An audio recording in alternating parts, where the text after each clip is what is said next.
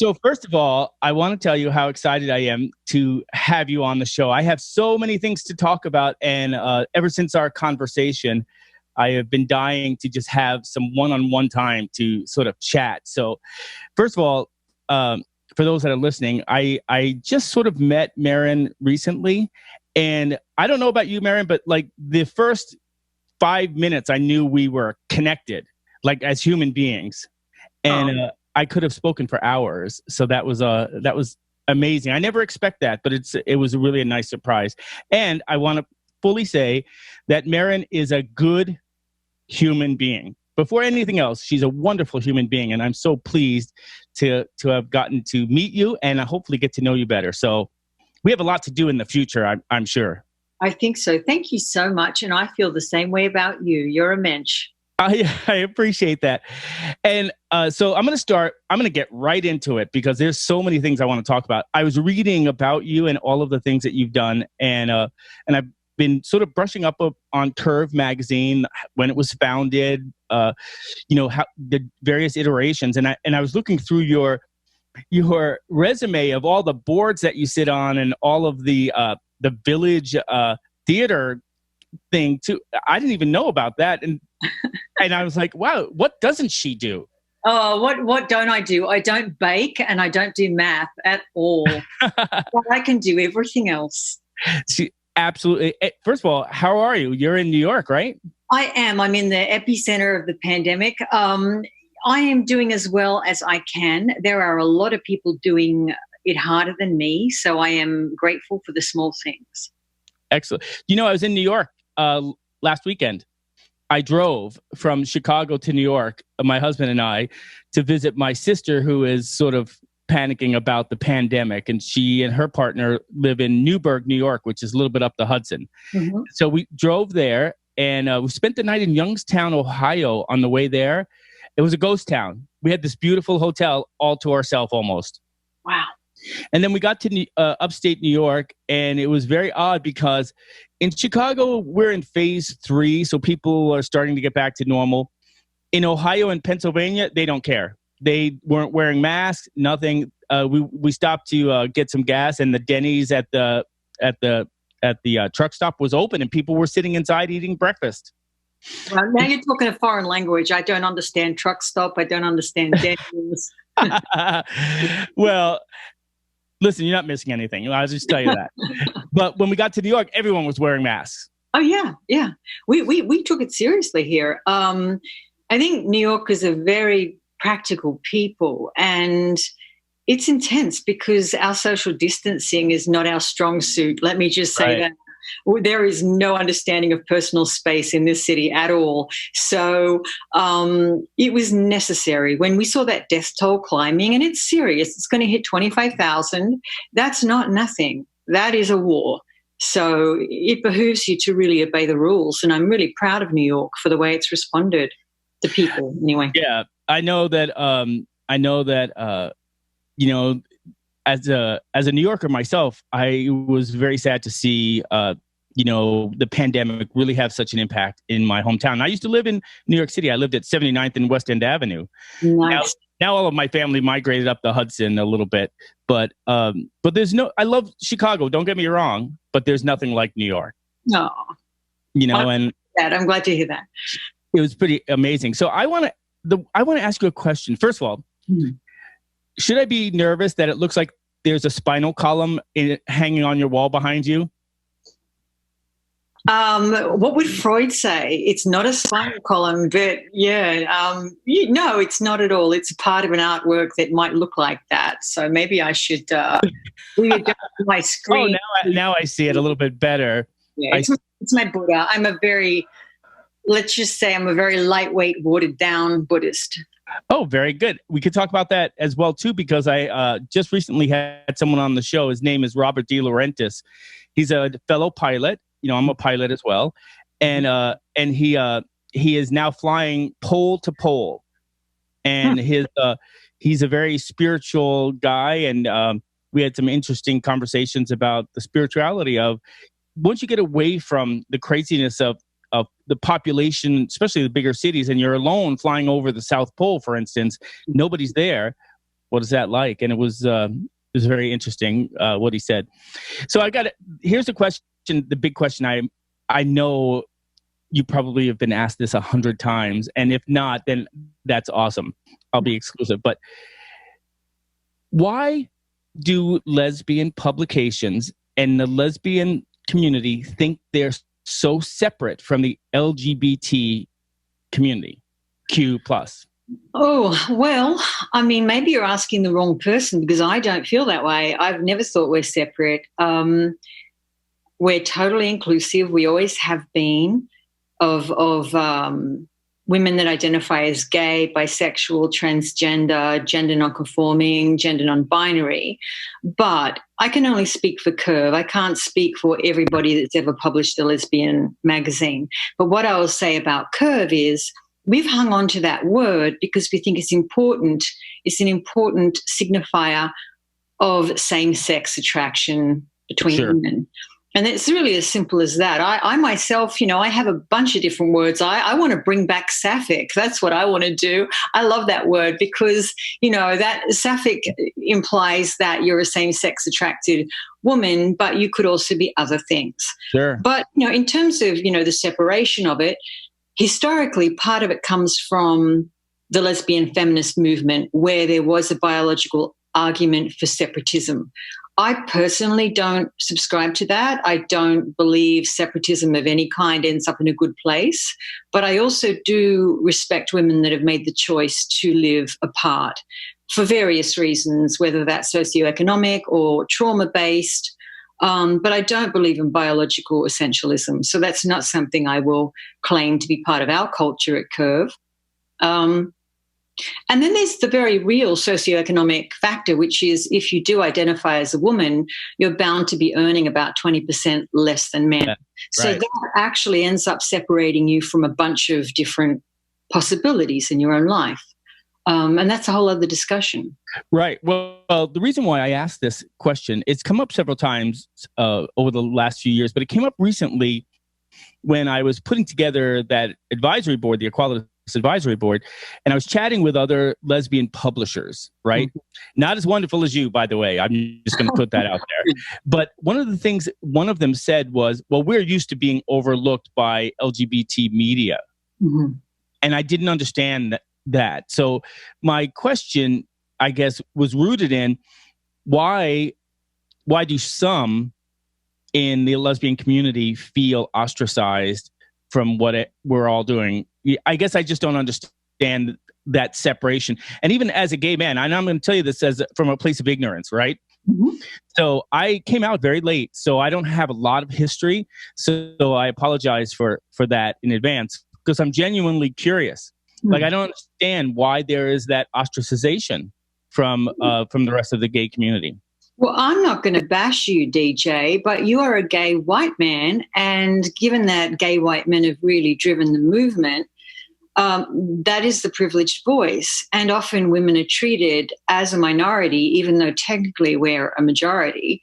And it's not your fault. I'm not blaming you. But in every board I've ever been to, in every committee, in every meeting I've ever walked in, every room in this world, I'm going to start quoting Casablanca here, I've always been the minority. I've always been often the only woman.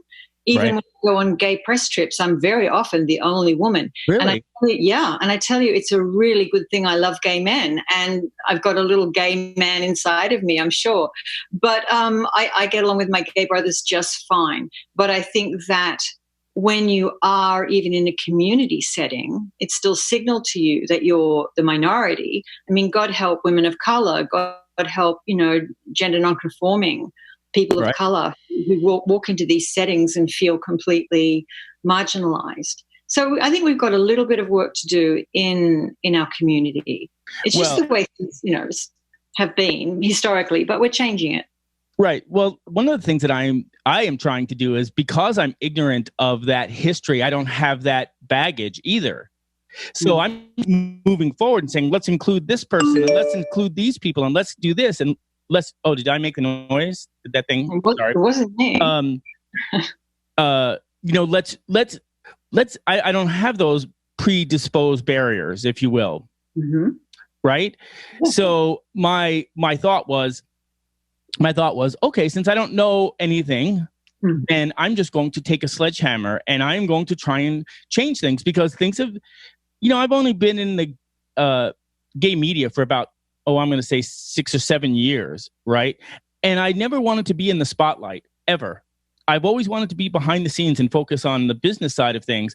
And yet, time and time again, the universe puts me in a position where I am in the spotlight, and I would shy away from that, and I would not want to comment or do anything about that. But what I'm feeling now is that I have an opportunity to pull people together to make a real difference, because I don't know any better. See, I don't know any better, so I don't have that fear. I don't care what anyone else thinks. Right. And I have to tell you something that is interesting that came up. And when I first got into LGBT publishing, I had not ever known a transgender person, ever. I had never even been connected or any of that. I bought a newspaper in Indianapolis, and I was the first person to put a transgender teen on the front page. And I didn't realize the political ramifications or the backlash or anything. I just thought, okay, that's an awesome story. Let's run with that. That taught me a lot of things. The second thing is, why do we always have to do the same thing over and over again? You quoted Freud earlier. The definition of crazy is doing the same thing over and over again, expecting a different result. Right. So I'm trying to do everything different as best as I can, as best as I know how. And the best way to do that is to surround myself with people like yourself, strong, independent, successful people who will challenge the norms and challenge me personally and professionally to do better and be better. Mm-hmm. Yeah, I hear you. I mean, look at the moment in time that we're in right now with Black Lives Matter. I can't change my whiteness. I was born this way, but for a long time, that was just a very poor excuse that I wouldn't see my whiteness and I wouldn't see how it was constructed. And I think that good intentions go a very long way. Allyship is really, really important. But there comes a time when you've really got to look at yourself and say, what am I made of? How was I constructed, and how did society make me, rather than thinking that to be a white Anglo-Saxon Protestant or a white Anglo-Saxon Catholic person is somehow the norm. It's not the norm. It just is happenstance that we happen to have gone through our lives without having to really question too much about them. You just hit the nail on the head of my own personal journey. And I don't want to go too far off here, but I am being confronted with everything that I've always taken for granted. My whiteness, my station in life, my history makes me. And I know, anyone can make it if they work hard enough. I've worked my ass off, so other people should be able to do that. What does color have to do with anything? In reality, see, like the common sense thing, what does it have to do with anything? Judge me on my behavior, judge me on the content of my character, as Martin Luther King said as well. Why are we even here is my question. Why, as a society, why are we even here? Oh, why is the society, or why are we here in this moment? In this moment. Well, I mean, look, DJ, every time in your life you've gone to try and do something, you've been able to do it. You haven't had a door shut in your face over and over again just because of the way you look. Right. I would need 10 minutes or 20 minutes of talking to you to know that you were even gay. Oh, I don't know if is that a compliment? You announced it. But imagine if every time you turned up somewhere, in the blink of an eye, a decision was made about you, sure, simply by the way you look. And I think that's really why we're here now, is that we can't go on like this. We have to change it. Well, it's going to start at the top, in the White House. And from the bottom. Too. Even people like me that have the best intentions but are ignorant to, I never really think about it. I just talked to my husband the other day. I said, what if I had a moment where I said, what if I was DJ just as I am with my brain, which is colorless, but I had dark skin? Would I be able to accomplish the things that I've been able to accomplish? And I couldn't answer that question. I couldn't definitively say, yes, I could. And it made me think. It made me stop and think, like, okay, I get it. I get what's happening. I don't know what that's like. I didn't come from a rich family, Merryn, so I worked my butt off. My parents weren't really engaged in my schooling or anything, and I had to work hard to get through college and to become a pilot in the Air Force and everything. And I always thought everyone had the same opportunity. If you work hard, you stay in school, and you're disciplined, you can accomplish great things. But what I'm finding out is that is not always the case. No, it's not always the case. And if your labor amounts to something, that's a great privilege. There are many people in this world who can't connect those dots, and it's completely out of their control. And, to bring with my Black friends, what I say to them is, I'll never understand what it's like to be you, but I can use my gender as a woman to build a bridge to you, because I do know what it's like to be passed over for promotion, to not be considered seriously for a job because there simply was a male in this room who was going to get that promotion. It's happened to me over and over again in my life. I've had some really good allies, and actually, a shout out to a former publisher who was a gay white man who actually gave me my break in publishing, and he took a chance on me, and I've never forgotten it. And that always is a point I go back to remember that allyship is really important. And you can look around at the people near you who have ability and try and elevate them. If you have the power, try and do that. Try and pick a new voice. Try and pick somebody with a strength you don't have or a perspective you don't have, and see if there's room for them. And I bet there is. There is. Well, in my many years in business, and even recently in LGBT media, and as the president of NEMA for a couple of years, what I've learned is that when you have people around you that don't challenge you or call you out, you will never reach your full potential of what you could be. And as difficult and as uncomfortable as it is, Merryn, to have people call you on the carpet and say, hey, I don't agree with that, or you need to think about this, or that's not right, or and this is why, then you're just going to go along and you have basically a linear perspective, one layer of that perspective. And what I'm hoping with what we're doing and we're going to do together is that there's enough diversity in not only in ethnicity and background, but in voices, that someone at various different levels can say, wait, I don't understand this, or why are you doing this? And this is the practical side of things. And I think good leadership, strong leadership that I learned in the Air Force is you make the ultimate decision, but you're constantly taking in information from people around you to give you those different perspectives. And I use the example when we were flying during the first Gulf War, and we're doing our pre-flight and we were going into hostile areas where we were going to be shot at or it was dangerous. I would listen to the co-pilot, and he was a young guy. I say young now, but he was, I guess, in his early 30s. He was a young guy. And then you have the navigator telling you all the different things to watch out for, like the pillars of sooty smoke when Saddam Hussein lit all the oil fields on fire. Mm-hmm. So how to avoid those and what to do if we had to make an emergency departure out of the area. And then you listen to the crew chief who's telling you about the mechanical challenges and whatever. And you're taking all of that information in, but ultimately you decide how to proceed, and you're better because you've taken all that information in. If I would have had to figure all that out on myself, there's so much room for error. So I agree with you that a broad input of I'm screwing that up. A collection of people that give you a broader perspective and good input help you make the best decision. Absolutely. I think it doesn't matter who they are. No, it doesn't really. But I think we're in a very dangerous time where we have an autodidact in the position of leadership. And I think that that's a very poor leader. I'm very mistrustful of any kind of autocracy. Yes. And no one person always knows the best thing to do ever. No. Listen, when you're a judge, the road to the top is crowded, right? Everyone is part of that. The road to the bottom is lonely, and I've been on that road several times, more than I care to admit, both of them. But I think that a good leader recognizes the people around them and lifts them up, right? Lifts them up and takes their input seriously. The current leader that we have is so ostracizing and so, I don't even know how to say it.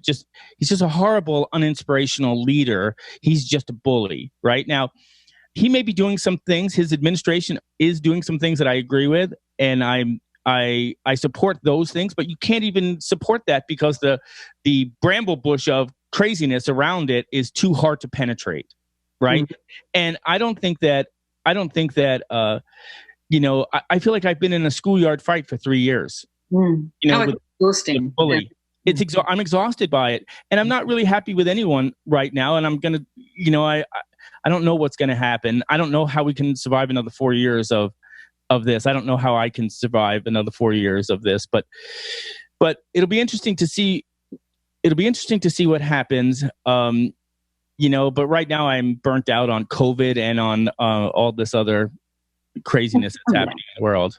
Yeah, but I mean, COVID had a role to play. It really, it seemed like just, bad luck. I think there's actually a purpose that it's fulfilling. And we developed a kind of digital echo chamber whereby we were so addicted to distraction that nothing was getting done. The wheels were turning, there was plenty happening, but everybody was suffering except a very, very few.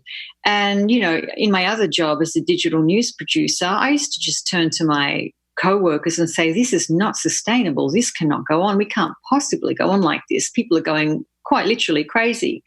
And I think this has been a weird blessing in disguise. I'm just very sorry that so many people have died. I think that was completely senseless, completely avoidable, but I don't think it will be completely wasted. And it's kind of like the wake-up call we needed. And without that, putting the world on pause, the revolution we're in right now, and I do believe it's a revolution, it has become possible because we can't go to stadiums, we can't go to cinemas, we can't go to bars, we can't go to nightclubs, we can't get on a plane and travel to somewhere beautiful, we can't drown our sorrows in distractions.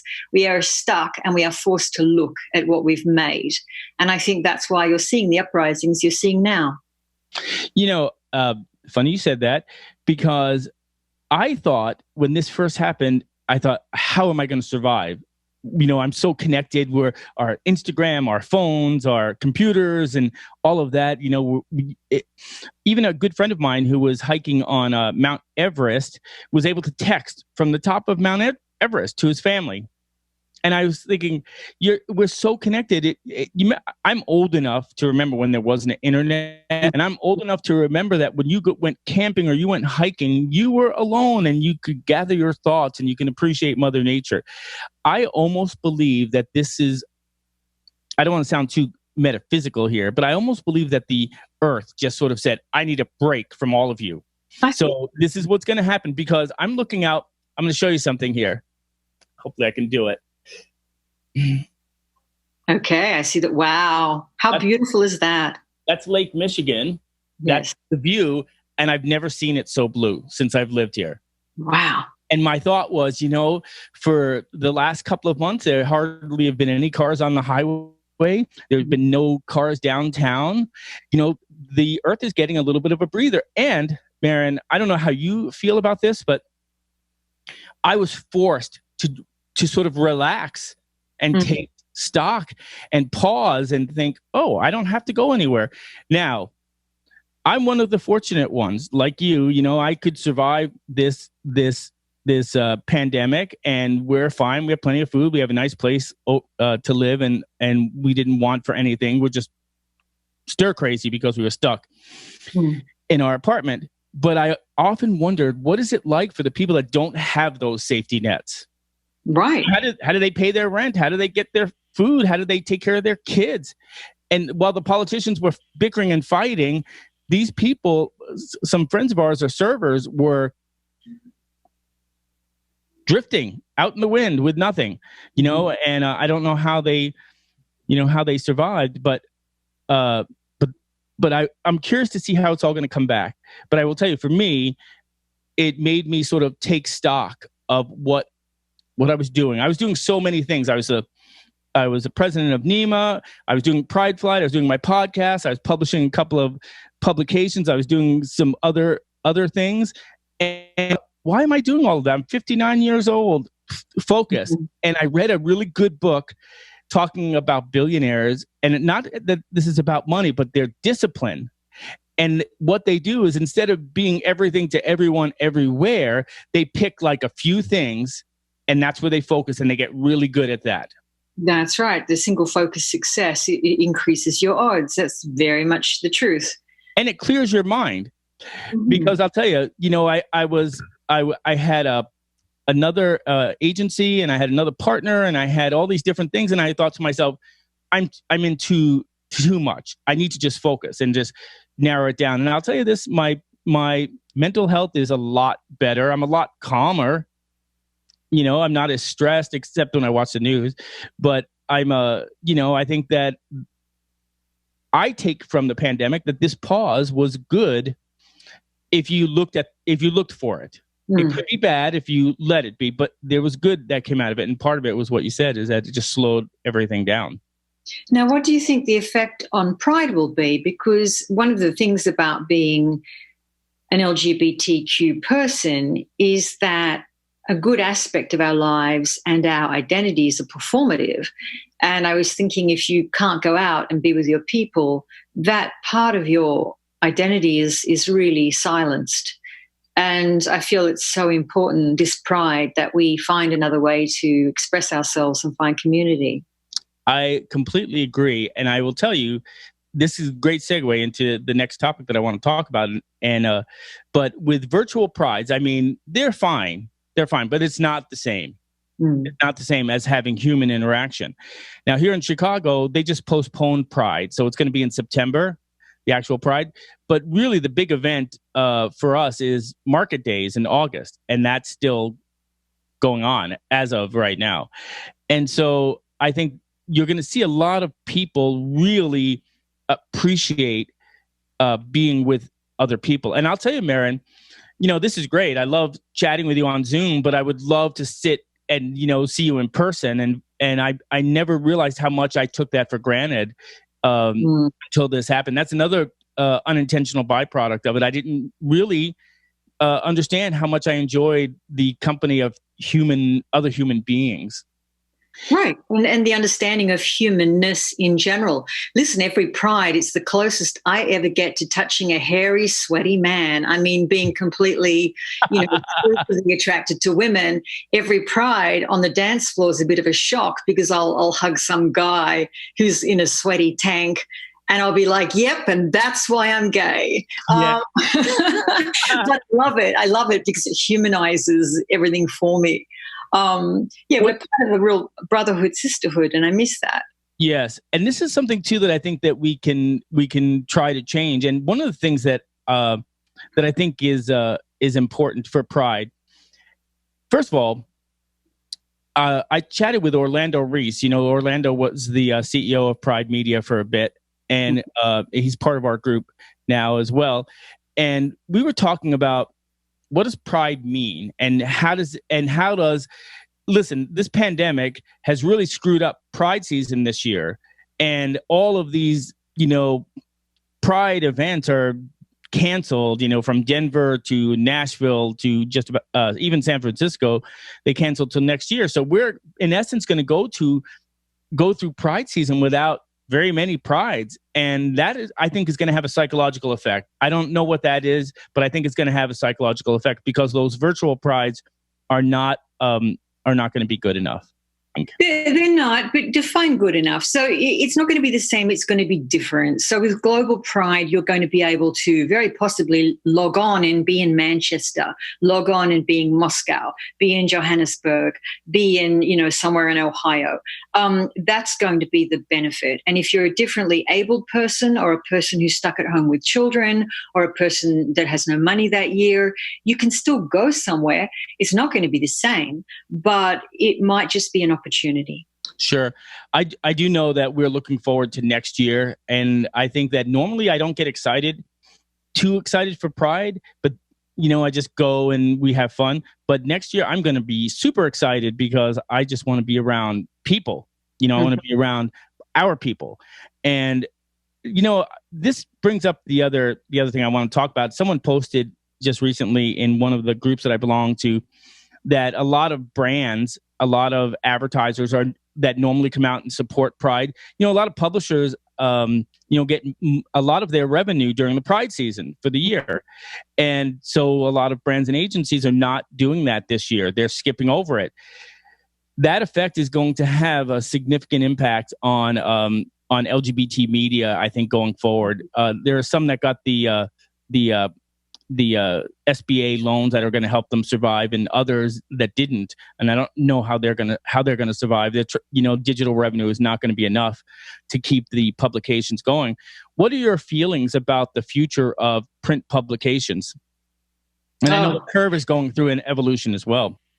Totally. So we made a decision, and it was a very hard one, but I called it a couple of months ago, which was not to publish a Pride issue, not to publish the June issue, because we just knew the advertisers would not be there. So I said to my publisher, we have to find some other way to put that content out there. And by doing that, hold the space open for our readers so that when things do go back to normal or close to it, we'll still be there. And that's where we are at right now. We've done a virtual festival in which we generated 100,000 views, and we were the first publication of our type to actually do that. We launched it on March 31st, and we just wrapped it at the end of May. And it was wonderful. We raised a little bit of money for those artists who were some musicians and some people who ordinarily, would have made money from possibly having the editorial in the magazine, but because we couldn't offer that. So you become aware that you're part of an ecology, if that makes sense. Yep. And I don't know what the answer is financially. I'm just advising all my friends in publishing to try and find a way to keep the brand alive, even if it means you have to suspend print, because print is the most expensive thing. And I don't believe anyone right now is reading print in the way they used to. I know when my magazine subscriptions have turned up these last couple of weeks, I've just left them on the shelf. I haven't even read them because I'm just not in the mood. And also normally what those magazines point you to is the things that you can have and do and go out and get. Those things are all on pause. So, I'm not reading Time Out New York anymore. I'm not reading New York Magazine. I'm not reading Vanity Fair. I'm not Travel and Leisure. I'm not reading them because everything's stopped. And it's awful because all of these publications are suffering.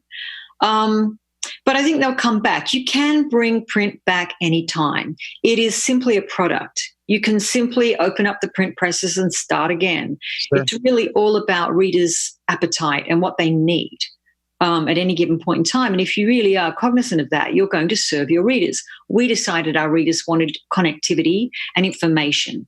So we found that we could do that through live streams and still keep them, if that makes sense. It does.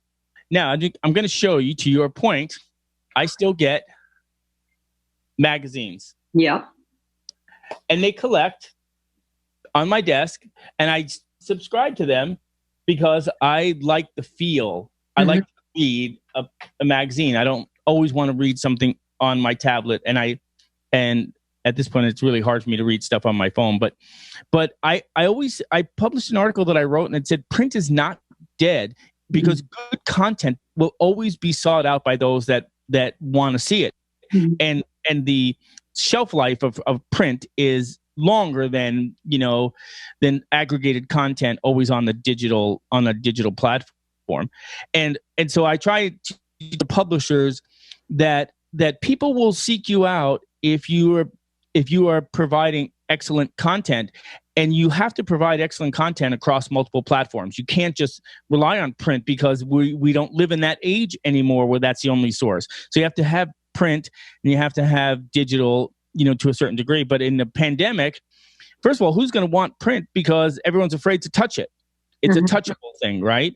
So that's where I think some of the publishers that I've been chatting to are having difficulties. Their normal distribution points are closed, so they can't get to their readers. So they have to do it through a digital format. And I think that in the end, we're going to lose some LGBT media because of it. And this brings up another question and another topic that I think is interesting and worthy of conversation. And that is, I've been following out an advocate, right? I've been following what they're doing, and I've been looking at their dwindling ads in their print publications. And of course, there's no secret that they have issues with the new ownership and some of the debt and so forth and so on. And my thought is businesses fail all the time, Merryn, right? It's just the way of the world. But what's going to happen when the last two iconic print LGBT publications no longer can print? There'll be no national platform for content. How do you think that's going to affect LGBT media in the long run, even in the short run? Well, it's a very good question. I'd rather preserve our flagship publications so that we don't have to invent them again when we need them, because, they will. In 10 years' time, somebody will say, you know what we should have? We should have a newsstand publication for gay people. So that would sadden me, and that's why I fight so hard to keep Curve alive, because I know what it took 30 years ago to get the magazine into the space and taken seriously. And to let it die would be a tragedy, I think. But look, I've got faith in human beings. We are sensory beings. We're very tactile creatures. There is a prestige to the object, whether that is a bag of Doritos or a diamond ring. It doesn't matter. It's really only real if you can touch it. And I feel like, look at the music industry with this plethora of streaming and downloads. Right around the same time that happens and becomes ubiquitous, you bring back vinyl, because people want to touch something. They want to say, look what I have, look what I got, this is special. So, it's the same struggle we've always had at Curve. It would have made sense to us years ago to fold the print publication and save a lot of money. But we have advertisers who want to take out the back page. And Let's talk about that. Right, valuable real estate, because it's a thing, it's an object. Right. I've always said, and I believe strongly, that until agencies and advertisers say differently, they believe that you're not an official publisher until you print. And that's how they buy. Now they want to be everywhere else. They want to be in programmatic. They want to be in direct run of site purchases for websites. They want to sponsor events and everything.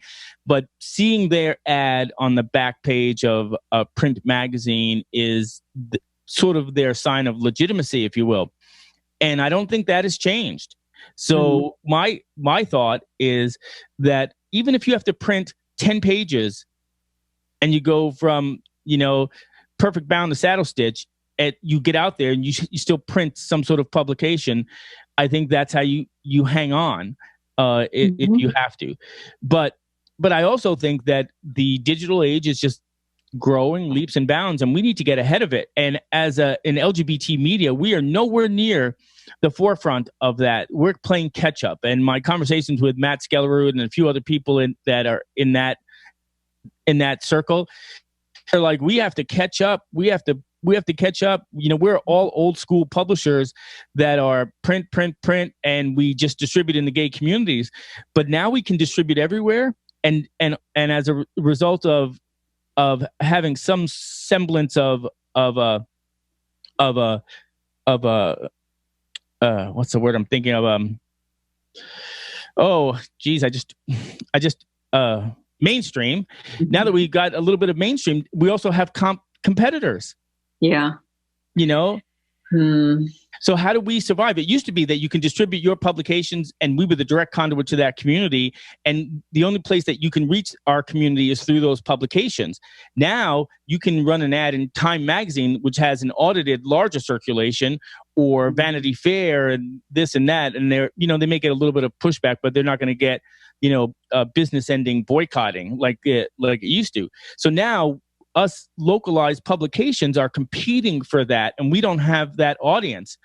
I'll tell you, one of the battles that I fought with was with Gilead, who developed the PrEP drug Truvada. And when they were going to television, I said to the agency, Publicis, I think I never say that right, but it sounds horrible. But Publicis, I think, is it Publicis Health. I said, why are you spending $75 million on television campaign to reach at best 10% of the audience? Listen, it's an oversight. Why didn't CoverGirl, when they got Ellen DeGeneres as their face, or whoever it was, some gigantic cosmetics company, why couldn't they afford, a $4,500 ad in Curve? I will never know. That's a good question. And why is that? And I'm going to tell you why I think it is after I hear you. I think it's ignorance. I think advertising agencies are the most homophobic places on earth. I think they like to claim that they're forward thinking, but I don't think they are at all. I think it's really that. I think it's homophobia and ignorance. See, I think it's that. And I think it's there also. There's not been a leader to go out there and say, hey, this is why you should spend here.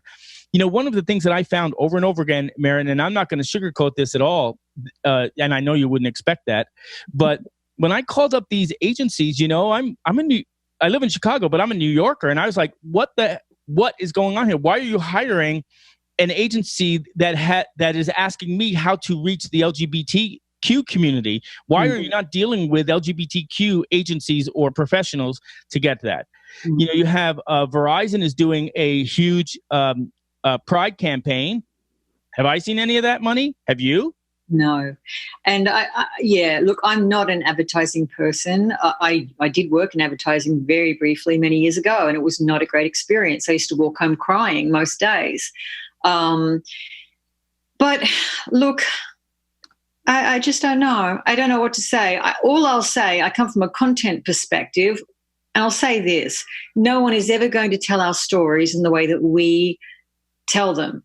And even we don't tell them very well. Even we struggle with marginalized identities like homeless LGBTQ people, elderly LGBTQ people, bisexual men, bisexual women. I've said it for decades. They are real. They exist. They are part of our community. It is a legitimate identity. But where are the stories? It goes on and on. So I just say we hang in there and wait for people to evolve and catch up with us. I mean, I've realized and I've resigned myself to the fact that journalism for me is not just a gig. It is my form of activism. Yes. I am going to share with you a little bit of my perspective on this. I have long believed that the reason why we don't see the money flowing to LGBT publications is because we have a collective Oliver Twist syndrome. Please, can we have some crumbs once a year from you? And that checks off that box. And we're okay with that because our perspective, and I'm telling you this because I heard this with my own ears from a fellow publisher, says, well, at least it's something. It's better than nothing, right? As if that is it. And I'm thinking to myself, all right, we're a $900 billion economic impact in the community. Even now for gay travel, we're going to be the ones, our community will be the one that leads travel, especially road travel, domestic travel first out of this pandemic and out of this doldrum. And yet we accept crumbs from them once a year. Like we don't shop or travel or do anything any other month of the year except June. And I ask myself why. The reason is because we allow it. And Eleanor Roosevelt said, you cannot, now I have to quote it right. Nobody can take advantage of you unless you give them permission to do so. And we've been giving them permission for 20 years or greater for them to take advantage of us. Asked the question to some publishers, said, so why don't we fight back? Why don't we unify and demand a seat at the table? We don't have to ask anymore. Why are we asking? Let's demand a seat at the table and use our economic power as a weapon to get that seat at the table instead of, I don't want to upset the apple cart. I don't want to do this. Pardon my language, Merryn. I apologize, but fuck the apple cart. Upset the apple cart. Upset it. I don't know that I'd enjoy it, but all right. Well, here's a theory, okay? When I look at our community, especially people of your and my age, we have a lot of trauma. Many of us got disowned when we came out. Many of us buried our friends, saw them die. I have lost a few people to AIDS. There's a lot of trauma we have. And I think that it is a subconscious burden that we carry with us that makes us feel somehow that we don't deserve a seat at this big table. That's exactly right. That's exactly right. And you hit the nail right on the head. Even people like us in power have to overcome that, right? Mm-hmm. So first of all, I get goosebumps because that is the nugget of my argument, is that all of us believe we don't deserve anything better than what we get. So we don't ask for it. We don't demand it. We just sit there and wait for it to happen. Now, I could be totally wrong, but this is just an outside perspective. This is what I see. This is what I was telling you earlier, where I think maybe my ignorance is my power, because I don't have any fear, because I don't know what the consequences are. But I will tell you this, something you just said it really struck me. And first of all, I got to tell you, like, whenever I get really passionate, I was stuttered when I was a kid, and it comes back. And the harder I try to overcome it, I stutter worse. So I apologize. Oh, no, you're right. But when I was younger, Merryn, I was a sickly kid. I was this white. I had acute anemia. I didn't speak for a long time because I stuttered. You know, I had a pinhole in my eardrum. I had a pneumonia 6 times before I was like 5 years old. You know, I had very little chance of having any significant life. I was quiet, and I never stood up or spoke up for anything because I just I never thought of it. And then I'm 10 years old. I live in an Italian-Irish household in New York. My father was a cop in the Bronx. Wow. My mother was in homicide, homophobic, racist. Mm-hmm. And, you know, I have 4 brothers and 1 sister. Mm-hmm. And so I'm like, oh my God, I don't like girls. Why don't I like girls when all my brothers are super jocks and, you know, girls everywhere? Mm-hmm. So I was like, I don't even know how to do this. Who am I going to talk to? I had no outlet. And so I joined the Air Force to run away. Mm. That was my big thing. I was just going to run away. So I joined the Air Force and I came into my own. But for 23 years in the Air Force, I had a double life. Mm. I had a double life. Petrified at any moment someone was going to out me, if you will. Someone was going to tell someone about it. And it wasn't until I finally got into my late 30s that I was going to explode. I couldn't maintain 2 lives anymore. And I had to tell at least my family. And I had to prepare myself that, oh my God, they're going to disown me. Now, I am a decorated military person. I've been in several conflicts and very dangerous things. And part of that, I think subconsciously, I didn't care. I was like trying to kill myself. But looking back on it, but when I told my family, Merryn, and they were like, oh, we love you anyway. And we may not understand, but we don't care. And they were fully supportive. Once I had that, it was sort of empowering to me to move forward, right? Yes. And I never understood, I still don't understand how parents can disown a adolescent child. I just don't understand it. Do you want to meet my mom? Find out? I mean, I had the experience of when I came out to my mom, I knew it would be bad, but I didn't, I suppose, ever really think she would disown me. And she did. And she said to me, I think some of her last words were, you do realize you're never going to be happy. Mm. And it was kind of a curse. And I think that sometimes I owe my career to trying to undo that curse and to show people that you can be LGBTQ and be happy. You can actually have a good life. You can have a life that matters. And, you know, but this is the trauma we carry with us. I think it's a superpower. For me, I've turned it into a superpower. That's all I'll say. I will tell you this, that I never wanted to be in this position. I never wanted to be in any forward position. And, you know, in gay media, I never wanted that. But I find myself repeatedly being put in that position. And I think that the universe is telling me, and I've accepted the fact that my ability to bring people together, my ability to lead, maybe that'll make a difference for someone. Because for the first 30-something years of my life, I lived a great life. I was doing everything I loved to do, Merryn, but I was fundamentally unhappy and fundamentally self-loathing and fundamentally trapped. And I just was like, I'm not going to live to be in my 40s, so I'm just going to do what I can do now because I'm never going to make it. And I'm going to be lonely. I'm never going to meet anyone. Now I have a husband, been together 18 years. We have a daughter. We have 2 mixed race grandkids. I'm living that life. The life I never thought I would have. I'm living that life. It's wonderful. So for me, I have to take that and now pay it forward. Mm-hmm. And because I'm in this position, the position that I'm in, I'm trying to pay it forward. And I'm like, okay, we've allowed, let's say, from the business side, we've allowed brands and agencies to take advantage of us because we don't think we deserve it anymore. And it's been going on. It's been the way things have always been. But I'm saying, let's not do that anymore. Mm-hmm. Let's not play that game anymore. Let's stand up and do it. And even when I was the president of NEMA, I have to tell you, it was an ongoing battle to overcome with other publishers, trying to get them to unite, to be a unified force rather than, as Orlando put it, everybody worried about their own fiefdom and therefore separate, because separately we're squeaks. I said this in a speech. I said, we're squeaks, but together we could be a roar and we'll be taken seriously.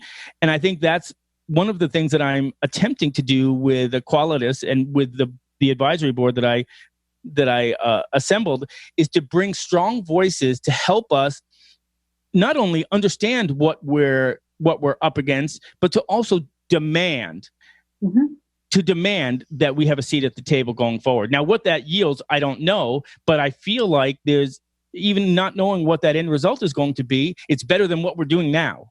Of course it is. But look, we've all been gaslighted. And if you look at the Black community, how they were gaslighted for decades, that they could never be successful in Hollywood, that you couldn't put a person of color on the cover of a magazine because there was this thing called newsstand racism. It just wouldn't sell. Well, this is all, we found out, complete nonsense.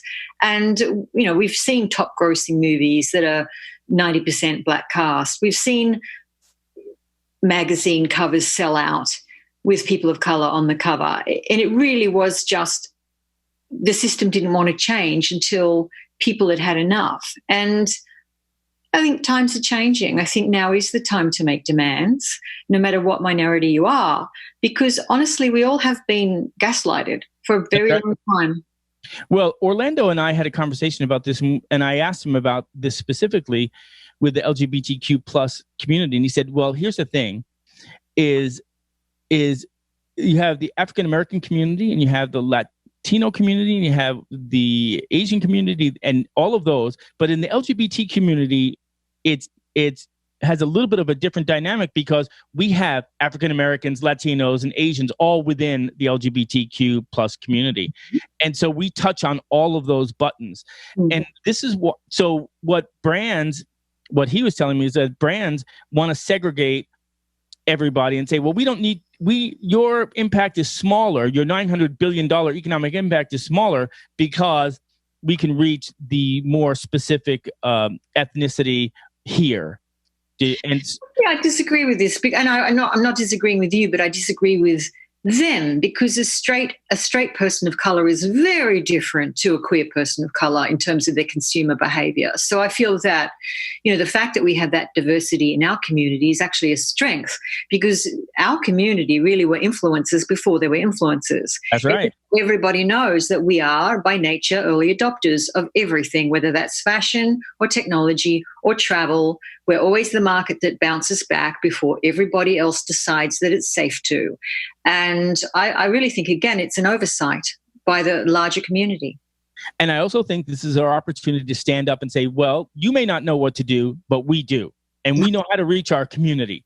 And by the way, the local publications, even the national publications, their audience is almost 100% of the audience that you're trying to reach. So why would you support other publications that are only reaching a small segment of their audience? Right? So the quality of our reach is far and away better than a diluted approach. That has been my argument when I talk to brands and agencies. And they sit there and they listen and you know that they understand it, and yet they do the same thing over and over again. And that's why I said that it can't be just about education or conversation. We have got to unify and have a unified voice and demand. That is what's going to get things done. And through this whole period with what's happening with Black Lives Matter and other organizations brought to the forefront the problems of systemic racism, we need to step up and take advantage of this opportunity to go out there and say, whoa, we're not doing business the same way anymore. I don't want to see LGBT media or publications or else die off because we were apathetic about what we deserve. That is what I think scares me more than anything else, is that we sit back and we just let it happen and we don't fight for it. And so I want to be able to do that, and I want to be able to fight for it. And my biggest concern is watching Out and Advocate slowly deteriorate to the point where it's just going to fade away. And we're going to talk about this in our board call. I'm going to segue off a little bit, give you a little bit of a preview. One of the things that we're positioning ourselves to do is to step in quickly if we can and take those publications before they fail. We made a mistake with Frontiers in California, if you remember that, and they went belly up. Once the publication ceases publication, it's very hard to recover from that. Advertisers lose confidence in your ability to perpetuate your brand, and so they'll place that money somewhere else. And so I do not want to see them die. The alternative is that if they do die, and because they're so heavily indebted, we can't somehow structure a thing to save them and keep them going, then I will launch a new national LGBT magazine with Orlando and a few other people, and to fill that vacuum. That sounds like a good idea to me. I mean, my concern is that advertisers in general are also having this conversation. They're not quite sure what works and where. I think probably the only place that advertising is working right now is very possibly social media. And, the technology does exist already for holograms. They just don't understand, I don't know who's patented them yet, but there's really going to be a time in our lifetime where you want to read something or show your friends something, and you literally just, make it appear in air right in front of you from the little whatever's on your ends of your fingertips. Right. And you show them there. And I feel that ads will go through there and ads will be popping up. And I really hate being online, trying to read online, mostly because of the damn pop-up ads and the videos that just start playing without my consent. It drives me crazy. I think we're all in crisis right now, and that's simply because we're in the middle of a media revolution. And by media, I just don't mean, printed news. I mean literally whatever it is we're looking at that contains information. And I think it's really about our own evolution. We are actually evolving as a species. So it is going to be at a time of flux, really hard to pinpoint it and pin it down. But I also think that one medium does not destroy another. Television didn't kill radio. The podcast didn't kill radio. Social media hasn't entirely killed comic books and magazines and books in general. So I feel that we're going to have a kind of polymorphous mediascape in the future. And it's just going to be like life itself has become much harder in terms of navigating all the things. Sure. Well, I'm going to tell you, I hate to say it, but I get AARP magazine. I'm at that age where somehow it showed up in my mailbox and I was like, what the hell is that? And, but what that is the world's highest circulating magazine. That's right. And by the way, I now can order from the Honored Citizens menu at Denny's. So there is that. There's a certain little perk to that. And then they sent me a little card, and it says, like a debit card, and it says, activate your card now. And I'm like, I refuse to activate it because that will just validate that I'm older. And I'm not quite ready for that. And I'm going to be 60 July 1st. So I'm like, I was telling my husband, I said, I think, 50 wasn't a big deal for me, but 60, I kind of feel like I need to be more adulting in some way. But, out of the blue, somehow they got my information and I got an AARP magazine and a membership card. I don't know. But, here's the thing, though. I get an Airbnb magazine. Mm-hmm. I get the AARP magazine, and I get some other magazines. And so I think print is alive and well. I just think that we're going through a natural industry-wide shakeout. Mm-hmm. And some that have been lazy, or some that have not changed with the times, or some that are not willing or able to evolve with what's happening, those publications are going to go away. But the ones that hang on, Merryn, the ones that are strong enough and are forward thinking enough and are diversified enough, if you will continue. And that's what I'm hoping we can do as well, is continue that and be in a better position, a smaller market, but a stronger market. Knock on wood. Knock on wood. Well, if there's anything I can do to help, I will join you in the fight. You are. And by the way, I just want everyone to know, first of all, Merryn is a member of the Equalitist Advisory Board, and I couldn't be more thrilled. And, I was actually nervous when I was going to talk to you. I was like, I've read all about you, and I have known about you for years. And I was like, I don't know. I'm a nobody, but I'm going to reach out and see what happens. And when you reached out to me on LinkedIn, I was thrilled. I have to say that I don't get that way with many people, but I've always been a fan of what you are doing and what you have been doing.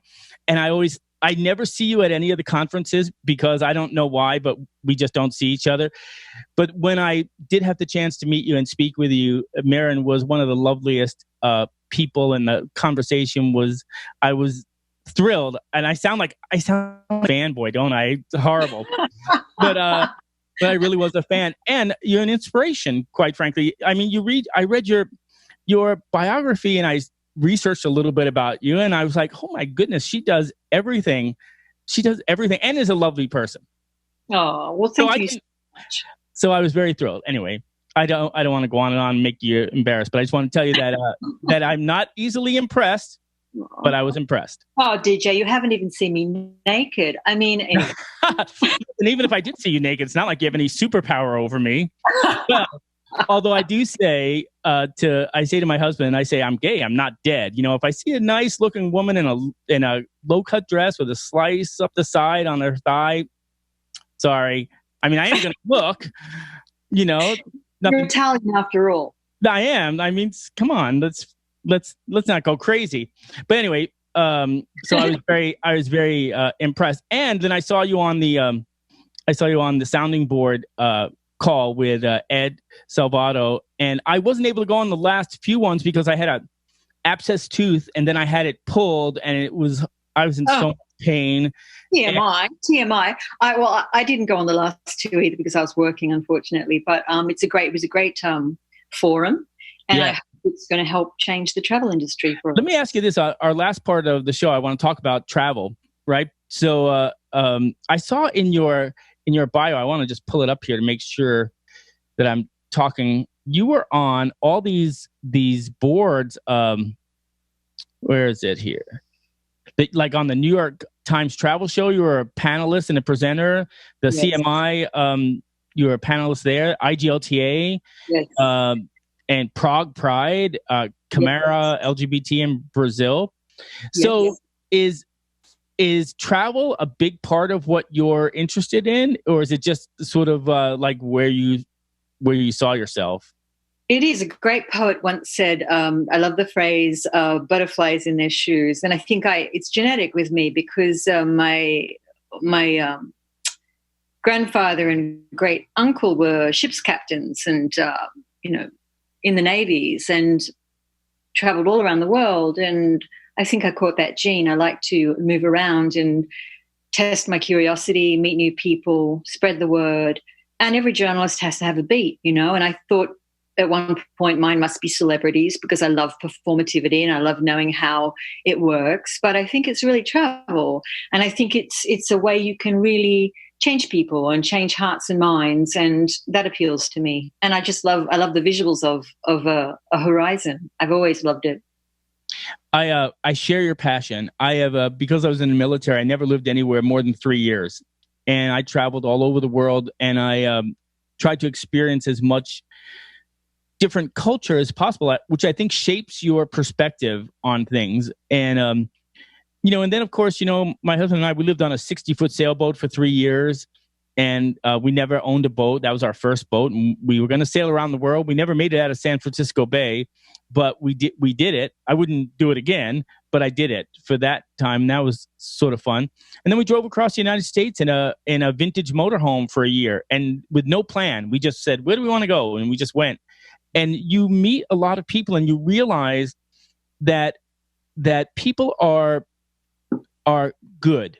I think that inherently the human race is good. And I refuse to let, these narrow slivers of negative coverage of how people behave define what I think is my worldview of the human race. I was in Egypt, I think it was 1979. I was stationed at RAF Mildenhall in England, and we took some time and we went down through Spain, and then we went over to Morocco, and then went across, and we couldn't go through Libya at the time, so we had to go back out over the Mediterranean to go to Egypt, and that was when the Iranian hostage crisis was happening, and Americans weren't very popular.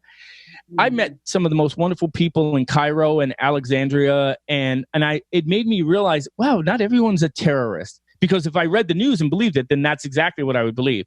And by and large, most people want the same things that you and I want. We want, a job. We want security. We want to provide for our families, all those different things. And it helped shape my worldview when I came back to the United States. And it's, I think, helped me transition, because if I wasn't able to transition from having two separate lives to having one life, I don't think I'd be here today. I really don't. And I think that helped. I think that's what travel does. It helps you understand that it's more than just this. There's that and that and that and that. And so I love to travel. Plus, I still get butterflies when I go to the airport, no matter where I'm going. I love to travel. So I was curious about that. Lastly, I want to ask you about the Village Playwrights. Tell me about that, because that is so different from everything else that I read.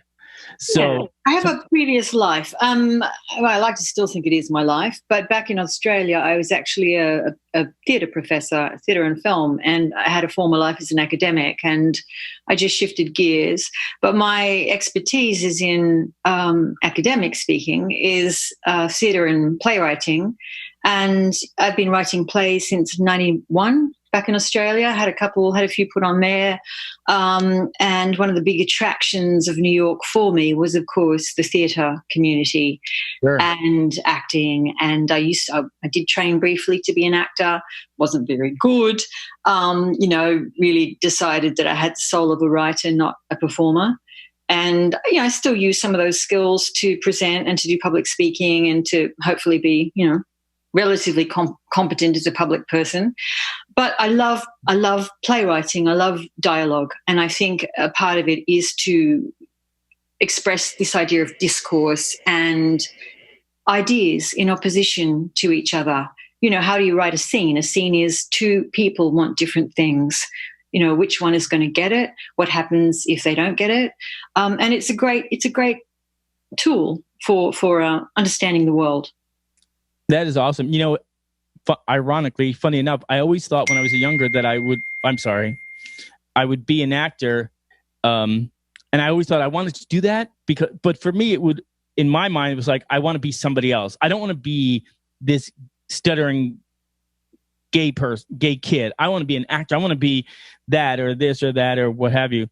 And I never did it. And this is, if I had a regret, my father was still alive, and he was like, nope, my son's not going to be an actor or play tennis or any of that, And so rather than play baseball or football like he would have preferred, I did nothing. And so I always felt cheated. And so I think that, but I still have that in me that I think I could do that and I would totally enjoy it. But now I'm going to be pushing 60. It's kind of hard to sort of break into that. And I have so many other things, but when I saw that on your resume, I just wondered how you kept that part alive, with everything else that you're doing. It's not easy, but I'll say I have thoughts and I have characters, and not to sound crazy, but when they start talking to me, I just write it all down, and it's something that you hear a lot of people say. I think it's like musicians when they hear a melody, they just go to the keyboard and it's got to come out. I don't know. I'm one of those people that have always been connected to the kind of universal tremors, and I express, that's my medium. I would express it in that way. That's awesome. Okay, I want to ask you one last thing. I promise this is the final thing. Okay. I am so jealous about New York. And so tell me, what do you love about living in New York? Oh, well, not a lot right now, I'll be honest, because it's one of the big wake-up calls I've learned through this pandemic is a lot of the things that I love about New York have been put on pause. So I love going out. I love meeting people. I love going to the theatre. I love going, just walking down one of the great avenues and looking at the architecture. I used to work, my office was on the Avenue of the Americas, right near Rockefeller Center, and it's a landmark, and I miss it crazily, but I do. And so I miss all of that, and I realize I'm the kind of person that needs a lot of stimulation, and it's probably why I picked New York, because I like the energy. So we hope it comes back. We really do. What do you think is going to happen as it comes back? I think it will come back. I don't know if it will come back fully, but I just have faith in New York. I have faith in it as an Indian settlement. I know Indians are, not politically correct term, but that's the word that is embedded all around my neighborhood in the street signs, and we still use that word up here because, it was its history. I have faith in it as an energy point, which I believe some cities and the great cities of the world and many of the great ports are a kind of they just have an energy to them, and it's often about the meeting of land masses. It's about, the glacial harbour, or the river here, the Hudson, was made by the glaciers, as was Sydney Harbour. And I think that that energy is still here somehow. It's also a city built on granite. It's resilient. We will come back. We're tough. Yes, you are. Well, everyone, I want to tell you that I could probably talk to Merryn for another 2 hours. It was, but I will tell you that I enjoyed our conversation, Merryn, so much, and I look forward to the time when this is all behind us and we can get together in person. And hopefully I don't stutter and act like a blithering fool when I see you in person. But you are my spirit animal, I believe. And I hope you give me a big sweaty hug. Thank you. I will. Thank you for having me on the show. I will. You're more than welcome. It was our pleasure. I can guarantee you. Take care, Merryn. Be safe, okay? I will. Happy Pride. Thank you. You too. Bye-bye.